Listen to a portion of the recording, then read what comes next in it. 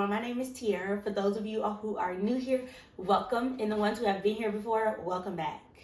Again, for y'all that are new, my name is Tiara. I am a military wife and I have two beautiful daughters. One of my daughters is Alea and the other one is Cody. Alea is 3.5. She'll be 4 in June. And Cody is 2. She just turned 2 last month. Both toddlers and both, you gotta love them. I am here today to talk about autism. I want to pretty much talk about all things autism because about a year ago, my daughter was diagnosed with autism level 3. And ever since, I've had so many moms come in my inbox and ask me about how did I find out that Alea was autistic? What was the steps that we took? What therapy is she in? And I just wanted to come and answer these questions for y'all because I remember when Alea was first diagnosed, I didn't know where to go. I didn't know what to do. I didn't know where to turn. And it just all took for me doing my own research and everything else. And I wish I had videos like these where I could have just went and watched the video and pretty much knew where to go. So today we will talk all things autism. So the first thing that I want to start with is one of the questions that I get the most. And that question is, how did I know that something was off with my daughter to where I wanted to get her tested? First, I want to say that every child is going to be different and your child may not have the same, like signs that my daughter had. For Alea, we noticed that Alea was like, when she was 6 months, 7 months, Alea started doing everything early. Alea, like, attention to like things that was going on around her, and just songs and clapping and engaging with stuff that was going on around her, being aware of things that was going on around her. She was doing that stuff super early, sitting up, rolling, just everything was super early for Alea. And then I want to say around 12, 13 months, we noticed a regression. Like Alea went like a couple weeks without rolling over, or Alea wouldn't sit up anymore by herself. And we thought, okay, maybe, it was because we just came on vacation, we had a long ride, maybe it's just she don't want to do it right now. And little did we know that these were signs of autism in our baby girl. So we waited a while. We waited because, like I said, at this time, Alea was 13 months. We didn't know what autism was really. We mentioned it to her doctor, and her doctor wasn't concerned at all. He was like, we're going to play it by ear. At her 15-month appointment, we'll look more into it to see if anything changed. Sure enough, we wait. Things is still getting worse. Alea's, now she's not hitting the new milestones that she should be hitting. We're focusing on those milestones that she regressed on. So the 15-month appointment came up, and we mentioned it to her doctor. And he was still not worried. But as a mom, I was worried. So I started doing my own research. I started looking everywhere. I started watching YouTube videos and Googling on TikTok and just all kind of things, and asking parents that I had seen before where they said their kids had autism, and I was just trying to get the answers. Before I knew it, Alea was 18 months. And as I mentioned before, I'm a military spouse, so we have an insurance called TRICARE. And sometimes TRICARE can be a little tough. And without her doctor's approval to get that diagnosis, like get the testing, we was pretty much on our own without him saying, okay, I'm going to send her out for testing. So I did my own research and I got in touch with our insurance company. And I was like, I'm having worries that my daughter is something not right. Because like I said before, I didn't know that she was autistic. So I started asking my own questions. And when I was on the phone with the insurance company, and the lady recommended, and I can never thank her enough because she told me it was important for me to switch my insurance if I wanted to go the route where I didn't need her doctor's approval. So long story short, I switched our insurance. I found a speech therapy center that was willing to evaluate her at 18 months. And that was a struggle, but by the grace of God, I was able to find a therapy center that was willing to do the evaluation for us. And they said at the time that she just needed speech therapy and occupational therapy. They didn't tell us that Alea was autistic. They just said that she needed those two therapies, and they believed that it was just a speech delay and that the therapy should help her. So we went through with the speech and OT therapy for a while, and we noticed little to no progress. It wasn't like how everybody else talked about, oh, this therapy should help her a lot, it just didn't help her as much as we expected it to. So from there, we got new orders to another state. And from there, I was like, you know what? At this time, I believe Alea was a year and a half. I was like, I think it's time to get her evaluated. So again, from there, we searched more and more. And so it happened I had a friend who child was just diagnosed with autism. So, I asked her so many questions. She was like, I think you should try it. You should see, because maybe this is what's wrong with Alea. And she didn't know. I didn't know. So I was like, why not try it? So we went ahead, and her new doctor was like, yes, now that Alea's 2.5, she should be talking. She should be doing more than she should. And the doctor agreed with us. So some of the things that the doctor pointed out to us, the new doctor pointed out that Alea should have been doing at her age, was eating with a spoon and able to dress herself to a certain extent. And it was just like holding certain cups. Like Alea would not drink out of a cup with a straw. Alea would only, Alea wouldn't drink out of an open top cup. She would only drink out of a cup with a straw. If you give her an open top cup, she will spill all of the drink. And her doctor was saying at that time that she should have been able to drink out of an open mouth, like an open lid cup. And it was just certain milestones like that she wasn't hitting, which may be the same for your child, may not be the same for your child. I know those were things that made her new doctor say, yes, like, we need to have this child evaluated. Again, those were not using the spoon correctly, or not using them at all, not answering to her name. Like, we will be calling her name and Alea will not answer. Things like that. She wouldn't get herself dressed, not even being able to take her own pants off. She wasn't able to do that. And at that age, her doctor said that she should have at least been able to take off her own pants when it's time to potty, or, just get a clothes change, or things like that. Like, Alea wasn't doing those things. So from there, we went and got her evaluated for autism. Another question that we get a lot about Alea and her autism is, what kind of therapy did we put Alea in? When we first started looking for different therapies for Alea, we were like, we don't want to do speech therapy, because we've been doing speech therapy since 18 months and we didn't feel that it was helping.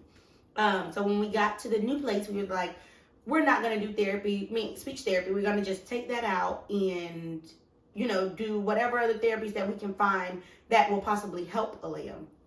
After doing my own research, we realized that putting her back into speech therapy, keeping her in occupational therapy, was like it was a good thing to actually do, because it's better to at least have that extra push, that extra help, knowing that now she have a developmental delay kind of. So we decided to keep her into speech therapy. We also kept her in occupational therapy, and her doctors and therapists was throwing around a different type of therapy for her. I want to say that it was feeding therapy, but I'm not 100% sure. I don't quite remember. But at the time, we were just like, okay, it's already a lot on Alea.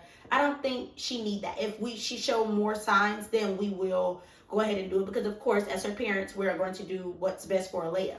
So at that time, we continued with speech, as I mentioned, and OT. And then I had a friend that was like, hey, you should look into ABA therapy. When I researched ABA therapy, I seen so much bad. I seen way more bad than I seen good. But again, my friend was like, girl, like, look at this progress that my baby have made within 3 months. Like, just go and, scope out a few ABA therapy centers and see if it'll be a good fit for Alea, because maybe it will help. Times have changed and things are not how they used to be. So we did it. We got up and we went and found ABA therapy center that had one open, because this was in the middle of COVID going on. So a lot of therapy centers were like super full, or not doing in-person therapy. They were doing like virtual therapy. And we knew that for Alea, the virtual therapy would not work for her, because she couldn't at the time focus. Like, she couldn't focus on one thing for like more than 30 seconds. Now she could sit and focus for at least 5-10 minutes, because, she, over the year, she had so much therapy, and that is one thing that they worked on with her. But at the time, I was like, virtual therapy wouldn't work. So many different therapies we looked at, we had to X off of our list. Then there was this one therapy center where she currently go now. We went to go see them, and it was amazing. The vibes was amazing, and the way that they were explaining the things that they do, it wasn't like no, like basically pulling the speech out of the kids, and how the things that I seen on the internet that made me feel like, oh, I'm not putting my kid in that. It was just like, it was nowhere near the way it was that everybody had made it seem on the internet, or asking older families, and things like that. So we did end up going the route with ABA therapy. Alea have been in speech, OT, and ABA therapy now for a year here at our new, ever since she's been diagnosed, because Alea got diagnosed exactly a year ago. She's been in all 3 therapies, and the progress that Alea has made at 3, Alea is reading. Alea attention to detail is much, much better. She can now focus and pay attention to one thing for more than a few minutes, and responding to her name. Anytime you call her name, she can be upstairs and she's going to answer, or at least look up and acknowledge that she heard you call her name, even if she don't feel like doing it right now, which is typical toddler behavior. She understand or heard that you called her name. So Alea have made so much progress within the year. So those are the 3 therapies that Alea is in. She's in speech, OT, and ABA therapy. Okay, I think our next most asked question is, how did we find support after getting Alea diagnosed? And I want to say, don't be afraid to reach out to people that that have kids on the spectrum, because they are the most supportive, and they know the things that you have been through or what you are going through, because they've been through it. And a lot of the times, if you have questions, they don't mind answering those questions for you, or they won't belittle you and make you feel like you don't know what you're talking about, or you don't, or your concerns aren't valid. So that is one thing I'm going to say when it comes to support. Don't feel scared to reach out to other moms who have kids on the spectrum. That's one. Another thing that I found that helped us a lot was joining different Facebook groups, especially Facebook groups for our area with kids on the spectrum, because when it came to finding things like swim lessons, gymnastics, soccer, it's just not the same as like a neurotypical kid that's able to just go out and play on any team or things like that. You have to find teams and coaches that's able to work with kids on the spectrum, or swim lessons where the coach is, certified or have worked with kids on the spectrum. It's just a little bit different when you have a kid on the spectrum. So my second piece of advice would be to find supportive Facebook groups.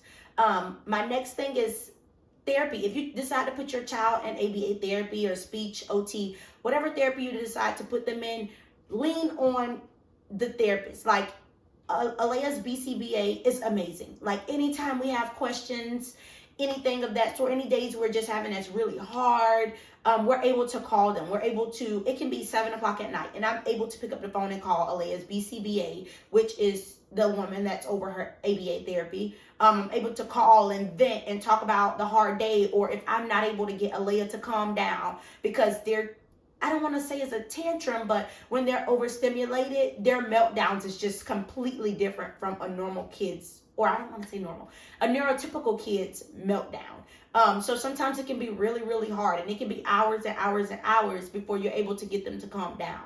I do want to give an example for Alea. Like when she first started ABA therapy, Alea still wasn't communicating verbally. Alea didn't know sign language at the time, and she was nonverbal. So it was really hard on us to know what she needed when she wanted it, or know what she wanted when she needed it. And one time we were out, and Alea was like screaming so bad. She was crying for hours, like 2 hours at that point. And we tried everything. We tried feeding her. We didn't know if she just wanted extra drink. We changed her pull-up, because I'm like, kids cry because their pull-up's wet, or their diaper is wet. So we changed her pull-up, and I'm like, Lord, like we've tried everything. I've tried rocking her. She don't want to be rocked, And then we gave her this book that her therapy gave her, ABA therapy, and it had little stickies on it that she's able to pull off to show you what she wants. The book have like different foods or toys that she used in an everyday life at home and things like that, or a car if she wanted to go on a car ride. And we opened the book, and Alea's just flipping. She's flipping to find that picture that she wants to tell us that she need. And once she got to the end, she closed her book. And I'm like, dang, like whatever she wants is not in this book. At this point, I'm so overwhelmed because I don't know what my kid needs, and I feel as if I can't tend for her, or like find out what she wants, because of the fact that I don't know. I'm lost. So I pick up the phone and I call therapy. I call ABA therapy and I'm like, Alea's been having a meltdown for hours now. Can y'all help? And she was like, have you tried the book? And I'm like, I tried the book. I tried giving her a bath. I tried changing her pull-up. I tried giving her food, new drink, new toys, taking her to the store to get a new toy. And Alea just did not want it. Therapy was like, FaceTime us. You know, they're talking to Alea, going through breathing techniques with Alea. You know, they were amazing. And then they pulled out their book. And their book have a few more pictures because their book have things that they have there at therapy that we don't have at home that we use on everyday. So when they pulled out the book for Alea, they're flipping and flipping. Alea's like, no, you know, like she's shaking her head, no. They get to the last page of the book, and it's this roller coaster toy that they have at ABA therapy. And Alea She pointed at the screen. That was what she wanted, was the roller coaster toy. Her therapy was willing to bring the roller coaster toy to our house for her to play with. And I was like, oh no, Alea, like that's not going to work. Therapy told her on the phone, like, Alea, I promise, like, you can have the roller coaster as soon as you get to therapy in the morning. And she was able to understand, and she knew that when she got to therapy that next morning that she was going to be able to use the roller coaster toy. So she was much better. Alea stopped crying. We didn't have no more issues that night. And as soon as she got to therapy that next day, they let her use the roller coaster toy. So it's things like that, having a therapist or BCBA or whatever you have to have that support from them also when it comes to your kid, because I don't know what I would have did if it wasn't for that support from them also.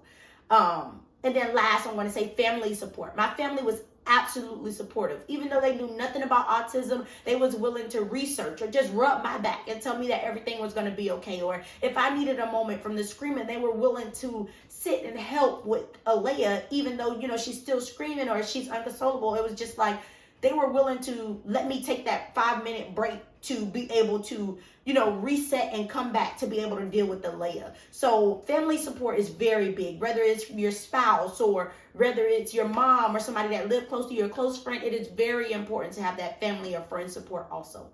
I can't stress that enough. Like having supportive friends, even if they don't have a kid on the spectrum, just someone you could call and cry to, or someone you could tell that your day was hard and they're there to comfort you, or they have the encouraging words to comfort you and let you know that everything is going to be okay.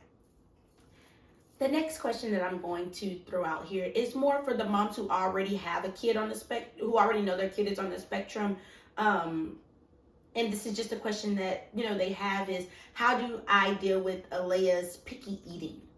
And I never thought that would be a question that I get often, and because I always thought that it was just like, you know, all of them are the same when it comes to eating. You know, I know that kids on the spectrum are super picky eaters. They are probably some of the most picky eaters that you will ever run into. They are super picky because they have sensory issues, where certain touch, certain feels, certain textures, they can't, you know, they don't like. So they eat certain foods, that doesn't throw off their sensory or doesn't bother them, their sensories.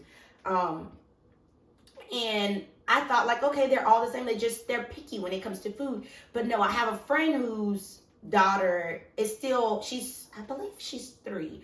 But just to show that all of the kids are different, she's still not eating regular table food. Now she will drink different drinks, but she still like her food blended, or still like her food like mashed or mashed potatoes or baby food, or, you know, just soft texture foods. She don't like the normal foods like we eat. Like where my daughter, she will eat regular food, but she's very picky. It's very select. Like she likes spaghetti, surprisingly, but for so long she didn't like spaghetti because of the spaghetti sauce getting everywhere. She did not like the texture of the spaghetti sauce. Now it's just certain things, very strict diet. Like she don't eat veggies. She loves fruit. Like she'll eat like grapes and strawberries, watermelon. She will eat stuff like that. But when it comes to regular food, like every night food, like dinner, lunch, breakfast, Alea's still super picky. She'll eat the spaghetti. She'll like chicken. She don't eat the skin on chicken, and you have to break it up. She will not bite the chicken off of the bone.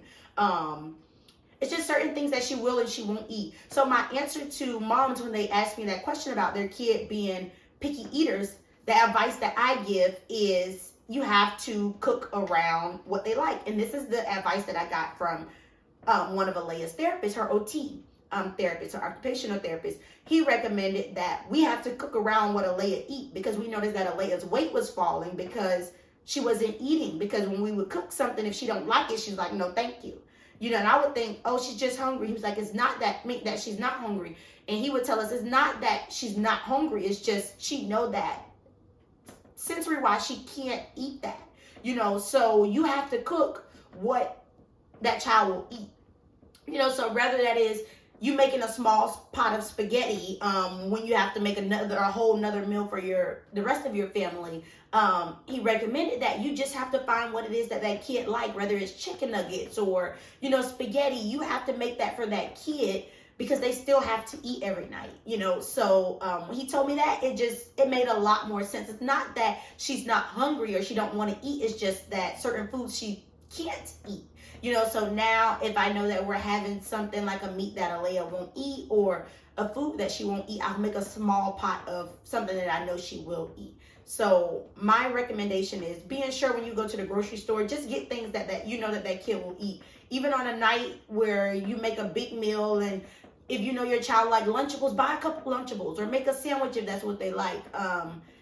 Just be sure to have that food that they like. And you have to get out of that mindset, like, I don't want to have to make 2 meals, because at the end of the day, this kid still have to eat, you know. So that is my recommendation. Just buying the food that they would eat. You may think in your head, like, oh my gosh, she's going to be tired of chicken nuggets, but she might not be tired of chicken nuggets, and she probably will eat chicken nuggets every night if you let her. So it's all about what comfort them, or what she can eat, he or she can eat, that will fill up their belly. Next question. The next question that I want to touch is, how did we find ABA therapy or speech therapy, OT therapy, and how did we deal with the long wait list? When we first got Alea diagnosed, or was trying to get her diagnosed, the therapy that we wanted to get Alea in was through one of the children's hospital here in our area. But their wait list was like 2 years, 2.5 years, and that just wouldn't work for me. I'm like that parent that's like, no, my kid needed it, my kid needed it now. You know, so I wasn't willing to wait that long. So my recommendation would be to reach out. That's why it's important to join these support groups in your area from Facebook or Instagram or wherever you can find them. Reach out to other moms that you know in the area that have kids on the spectrum, or that's probably part of your church, and ask them. You know, like, you have to use your resources to see if you can possibly find a therapy that doesn't have a long wait list, or that can get your kid in a little bit sooner. It's all about doing your own research and, you know, like reaching out to people that you know, and things of that nature, that sort, if you don't want to be on the long wait list that long. Another question that we get a lot is, how do we deal with Alea's meltdowns or her stimming and different things of that nature? My best advice, I would say, is to let them be. When they're stimming, if they're too loud, I just let her be, because I know she have to get it out. It's no other way that she's going to, you know, be chill again, or, you know, just more relaxed until she's finished stimming, or until she get that out. It doesn't last forever, you know. So it's days like where Alea know that she's overstimulated, and she'll ask to go upstairs. And I'm like, why do you want to go upstairs, baby? And she's like, upstairs. She will always just say, upstairs, upstairs. And now that, you know, she's been doing it for over a year, I know that she needs to go upstairs, and she just wants to be away from everybody. When she's ready and, you know, she's relaxed, she's more like, okay, I can be around people again, then she come back downstairs and she asks me to open the gate. You know, so you have to be okay with them stimming. Yes, sometimes it can be a lot, but put on some headphones, or, you know, turn on a little music where you're able to just not tune them completely out, but, you know, just get into your own vibe, because at the end of the day, they're going to stim, and they're going to make loud noises and just do things that could be just a little bit irritating to you as a parent, or even the other kids in the home. It can be very stressful to other people. So my recommendation would be to find something else to do. Turn on music, put on headphones, but you have to allow them to have that time also. It's just like when you need that time to relax and decompress after a long day of work, kids on the spectrum need that time also. So my advice to you for that is just let it be. Like, you have to learn to work around it, and this is something that they're probably going to do for the rest of their life. Like, yeah. Okay, y'all, and then I'm going to read off a couple more of the little small questions that we get. and try to answer them very briefly so the video won't continue to be so long. I'm going to answer these questions very briefly because these are also questions that we get a lot. So one of the questions that we get a lot is when do you start seeing those signs in kids with autism? And my answer to that is going to be, it can be very early where you didn't realize that they were signs of autism, and it can be as old as adults. Some adults today still don't know that they have autism, and they just say that it's other things, or they think that it's other things. So I'm going to speak for myself. As I mentioned at the beginning of the video, when we start noticing signs of autism in Alea, she was roughly about 15 months when I started saying, no, this is different. This is not normal, or this is not what I felt was normal. I knew that something was off with Alea. I noticed that Alea would flap her hands. At the time, I didn't know that it was that it was part of autism. Like, I didn't know that they do that when they have autism. So it's just things like that, or her not answering to her name, or spinning in circles and not getting dizzy. Those were signs that we noticed with Alea, and it was as early as 15 months, or just a little bit earlier than 15 months. The next question that we get is, what if my child shows some of these, the signs of autism?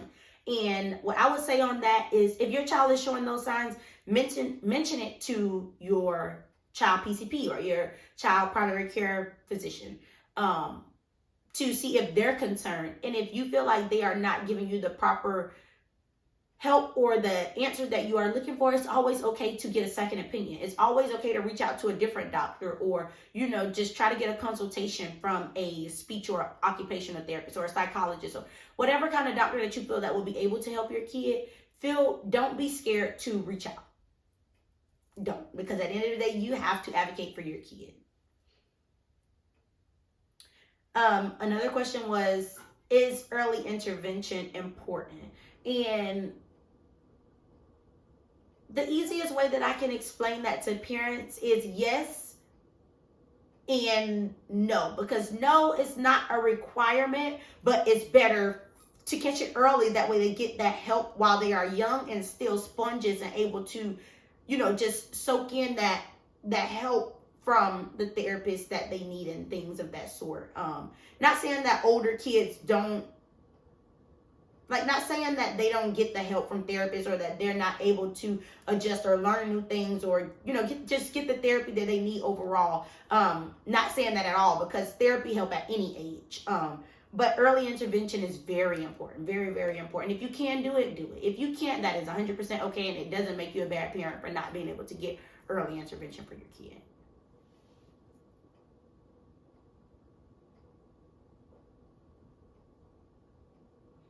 Another question that we got a lot was teaching our daughter sign language. And you don't have to teach your kids sign language. That was something that we decided to do because of the fact that it was so hard for us to know what she needed, when she needed, and how to do it. Like, we didn't know. We didn't know the things that she wanted, even small things like juice. She would just scream and cry and scream and cry. And it was so overwhelming to everyone in the house because we just didn't know what she needed. So at that point, we was like, we need to teach her sign language. We have to teach her sign language. That way she's able to communicate with us some type of way while she's still nonverbal. So from there, my wife and I, we went ahead and started learning sign language ourselves. We started learning sign language ourselves. We learned a few words, the small words like please and thank you, eat, juice, just the simple things. We started learning those first.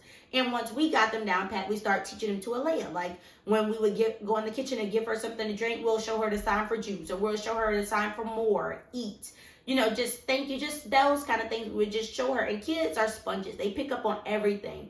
And within 3 months, I want to say, Alea was using those signs, back to us, or to ask what she need. Also in therapy, they would work on those, those signs also that we were working on at home, to continue to encourage her to use those signs to ask for something when she needed. Once baby sister was born and baby sister was old enough to understand, I want to say around Cody being 1 or so, we start also teaching Cody sign language, because it was important for us. It was important to us for her to be able to communicate with big sister when we are not around. For example, if they were at school and Alea needed something, baby sister was able to communicate for her if need be.